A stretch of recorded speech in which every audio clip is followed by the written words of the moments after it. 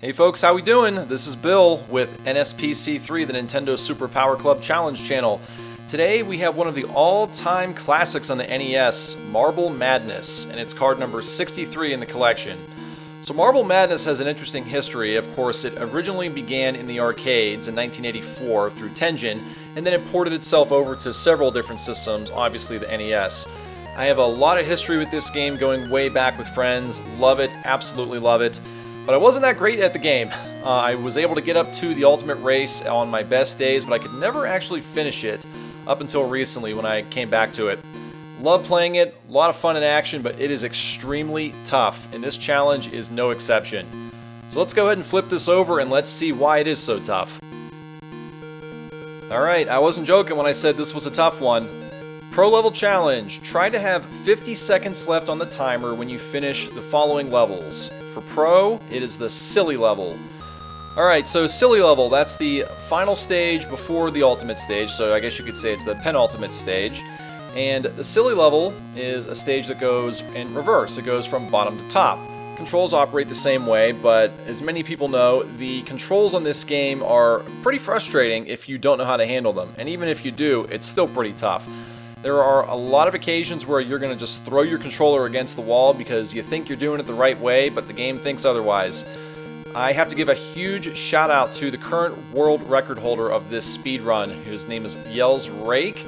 I do not think that I would have been able to pull this off had I not watched his tutorial videos, and I highly recommend, if you're going to do a speed run on this game, heck, even if you aren't, I still recommend that you go to his channel and check it out. He gives a very good description of how to go through any of the levels and do a very good speed run.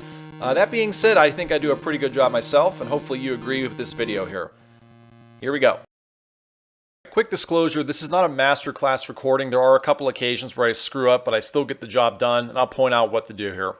Alright, for the control type, it doesn't really matter. I go with 90 degrees. It's the easiest way to do it. For the practice race, there really is no definite strategy. Just get down there as quick as you can, hold in A for the dash. The only important thing to keep in mind is to make sure that you get to the end of this race before the timer hits 50 seconds. The reason why is because the highest amount of time you can possibly have for the next race, which is the beginner race, is 65. So you got plenty of room to work with here. Okay, right at the start, we're going to slow this down. As soon as the beginner race begins, go down to that first slalom, immediately cut over to the right, and you'll be able to go straight down past this black ball down the first ramp. Alright, we start moving down the platforms here at normal speed. Eventually we're going to come to a trampoline platform that'll catapult you. And right here, this is a magic wand. If you're lucky enough to get one of those, they appear at random. It'll give you a 10-second bonus to your timers. That's a nice little perk we got there.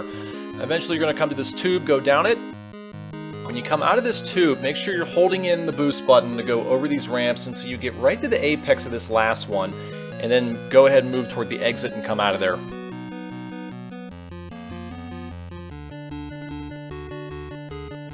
Okay, last tricky spot here, this is the ice. So what I recommend here is stay to the far left or the far right so you avoid this dip, because it's going to take you into that big hole in the middle, or you may go off the edge like you're going to see right here. Either way, when you finish this, you should end up with a minimum of 42 seconds and a maximum of 46 or more, depending on whether or not you get a wand. Okay, the first thing to notice with the intermediate race is you have these very narrow corridors. Make sure that you get a very straight line up here or you're going to go bouncing off the walls. It happens to everyone, no exceptions.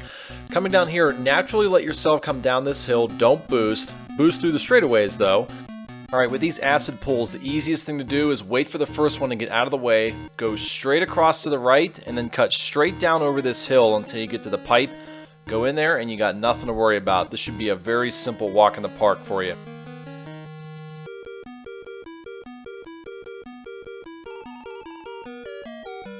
Okay, last section of the intermediate level. Make sure you get onto the green pool wave here, go all the way across, use your boost in between the waves, and then come down off of the other path here. Boost if you can. If you don't feel comfortable, then just go down naturally. If you fall off once, it's okay. Don't fall off multiple times, obviously. Naturally roll down and then naturally roll down off to the right, and you should be done with this level with plenty of time to spare.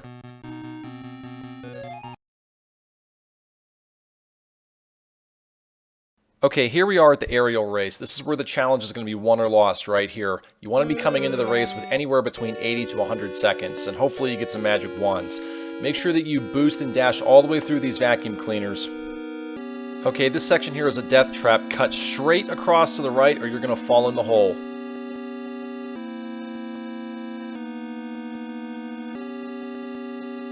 Okay, this part's annoying. You got pistons that work in patterns. Wait for the first one to go off, then burn through. The second one's probably the toughest. That goes in very clear, distinct patterns. Watch very closely. You have a middle one, and then it goes 4, 3, 1, 2. In the middle one. 4, 3, 1, 2, middle. If you get that down, you can burn through. With this last set of pistons, as soon as the first one goes off, no matter what it is, dash and burn right through over the gap. Alright, here's the last deal breaker. You have hammer mallets going off in pairs and in patterns. So this one goes 4, 3, 2, 1 twice, and then it goes back to front in pairs. Study those patterns very carefully. There's also a third one. When you know it's safe, dash through and go to the end. Realistically, to have a chance at beating the Pro Challenge, you need to end this stage with no less than 60 seconds on the timer. Alright, here we are at the only stage that matters, the silly stage. Very start, you have ascending ramps. Get a very clear line, go straight up and straight up. Try not to jiggle back and forth or you'll fall in the hole. Right here, this is critical. You have mini enemies. Everyone that you squash gives you plus 3 seconds, so hit a couple on the way up. This section's absolutely horrible. You have to be dashing the whole time or you're going to get stuck in this valley and have no choice but to fall off the edge like that. If you have to respawn, make sure you're holding in dash to come out of this valley and up onto the ramp. Same deal with the next one. Make sure you're coming through with a dash. Do not go in at regular speed or it'll be the same story. Hold far over to the right but let go of the dash. Okay, this next section going up the hill, let off of the boost going around that corner or you'll bounce yourself off the wall. The bird section, make sure you don't get hit because it's going to cost you a couple seconds every time. Alright, last tricky spot. When you get to this point right about here where the top of the wall meets that ramp, you can actually bounce yourself off the bottom part of the wall and onto the flat area, bypassing that entire walk around. It could save you about 2 to 3 seconds if you do it right. It's not really necessary, but it's a good time saver. And there we go. We got there at 56 seconds. A lot of time to spare. I have to say I probably got lucky there with getting some extra wands. But we got it done, and this challenge is in the books. Thank you very much to yelsraek for the help. Thank you guys for watching. We'll see you in the next one.